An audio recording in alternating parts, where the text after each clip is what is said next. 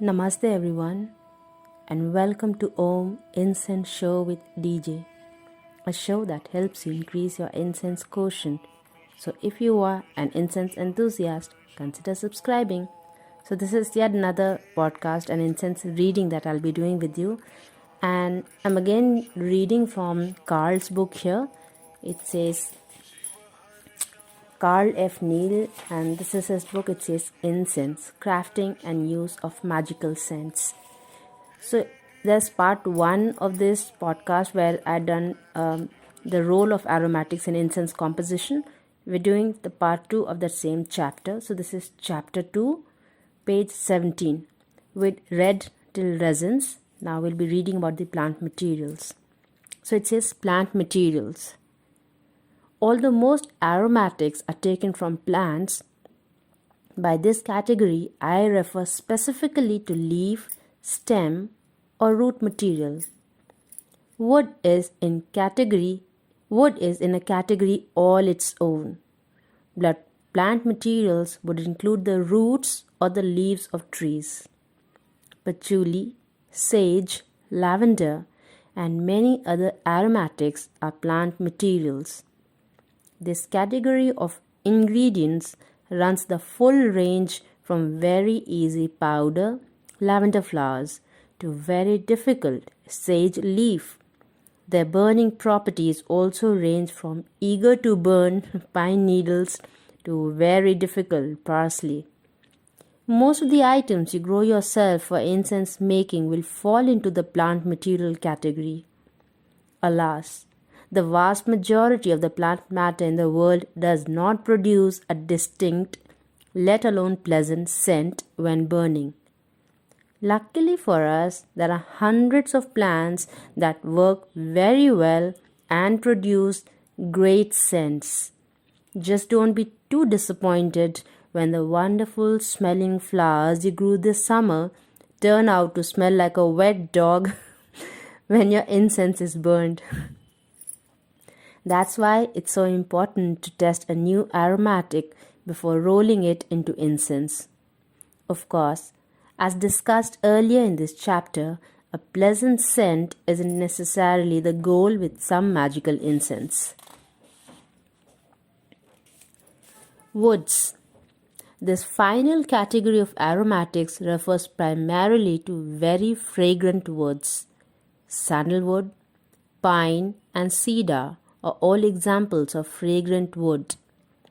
Woods are, not surprisingly, the easiest aromatics to burn. If you have any trouble burning a wood, it probably has some moisture trapped in it and should be thoroughly dried before being used again. Woods are generally the hardest aromatic to powder, and I generally prefer to purchase them in powdered form when possible. As long as the wood has a strong fragrance, it can be used as an aromatic. If a wood has a weak scent, it can be used as a base. Regardless of scent, woods can be included for their magical properties. I have often wondered if the use of fragrant woods is in the true origin of incense use among humans. Even in the 21st century, people burn woods like cedar and pinyon, specifically for their scents. Consider what is possibly the most prized of all incense ingredients, aloes wood. It is a wood valued not for its burning properties, but for its scent. Bases. A base material is most often wood powder. The key to a good base wood powder is scent. You either want a base that produces as little scent as possible or one whose scent complements your blend. A base material with a strong scent can be used, such as pine, but you then have to think about it not only as a base but as an aromatic as well. You might not want to use pine as a base if you're trying to create a floral scent, for example. Conversely, for some blends, you may seek out a base material with a strong scent, such as sandalwood, the most frequently used base for natural incense. A well-scented base can serve to balance out your blend by helping to mellow strong scents like dragon's blood or wormwood. Base materials serve two basic purposes. The first is to improve the burning properties of the incense. Many aromatics are difficult to burn, and the base aids in the burning process.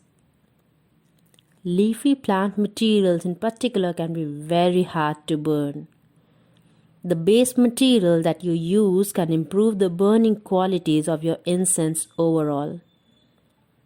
One of the first ways to improve the burning properties of an incense mixture is to increase the amount of base material.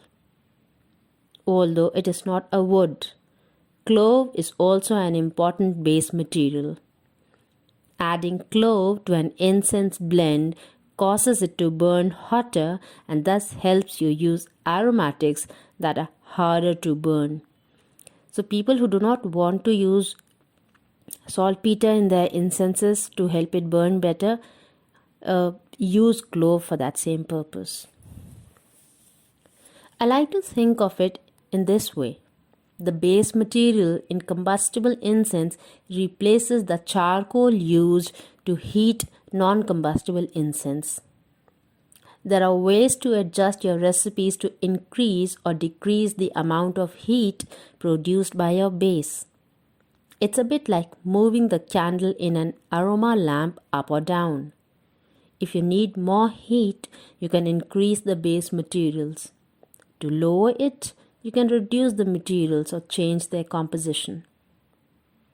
The base is really the heat engine that drives the combustion process for the other ingredients. The second purpose of a base material is to improve its scent. It can do this by mellowing the scent or muting it. If your aromatic blend produces too strong a scent when burnt, increasing the amount of base material will help a great deal. That's especially true if you use a base material with a very low scent. It's like turning down the volume on the scent.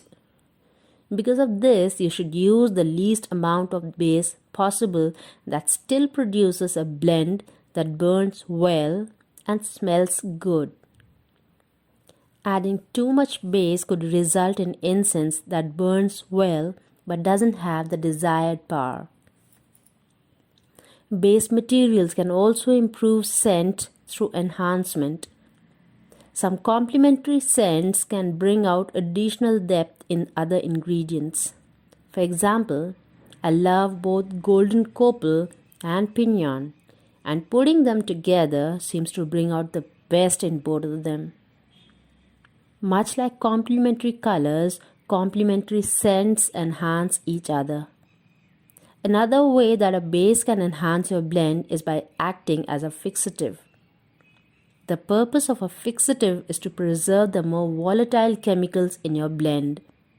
These are usually referred to as the scent's top notes, and they are usually short-lived. An appropriate fixative can help to hold those top notes a little longer in the blend so that you can enjoy them.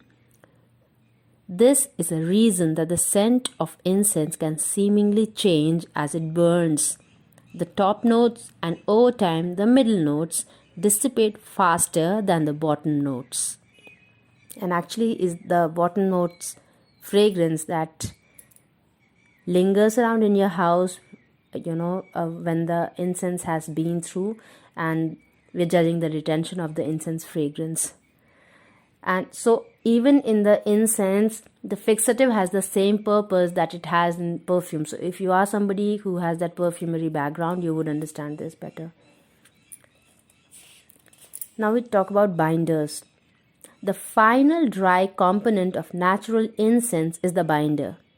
The binder serves as the glue that holds your incense together and allows you to shape and form the incense as you please. Binders range from plant gums to, according to popular legend anyway, animal dung. I'll focus on easy to use binders that can be reasonably easily located. I say reasonably easily because finding a binder may be your most difficult task. I'll discuss locating binders in detail in chapter 4. Gum binders. Gum binders are not generally found in recipes dating from the 19th century or earlier. Their use in incense really came to prominence in the 20th century. Although you may find a few older recipes that call for gum acacia or gum arabic, gum binders are very powerful and create pliable incense dough that can hold almost any shape. That strength is also a weakness because it is easy to use too much gum binder, resulting in incense that will not burn. I call this overbinding incense. You can actually make incense that is so tough you can throw it against a wall without damage to the incense. However, that incense will never burn. So always err on the side of caution when adding gum binders. And then he goes on to talk about gum arabic or gum acacia, gum tragacanth, guar gum, xanthan gum. And then he talks of wood binders. So we'll be doing all of this in the next reading sometime because there's a lot to be read here. And this is a very important chapter for all of us incense makers, especially the ones who are into natural incense making. So if you're making incense for yourself or probably for friends and family, so this is a very important chapter. And if you still haven't bought this book, you'll find it very easily on Amazon and other places. So you can just go ahead and buy this. And this chapter 2 is something which I'm going to complete. So probably it's a long chapter and I'll be taking around 2 more podcasts for this. But I'll be reading it anyway because it's going to really help us all. And if you still haven't checked out the first part of it, you might just want to go ahead and check out the I button or the description box or the playlist in the channel where it says about incense podcasts. So I hope you enjoyed today's episode and you learned something from it. I'm Dolly Jha here and thank you so much for listening to this episode. Till we meet again next, take very good care of yourself. Namaste.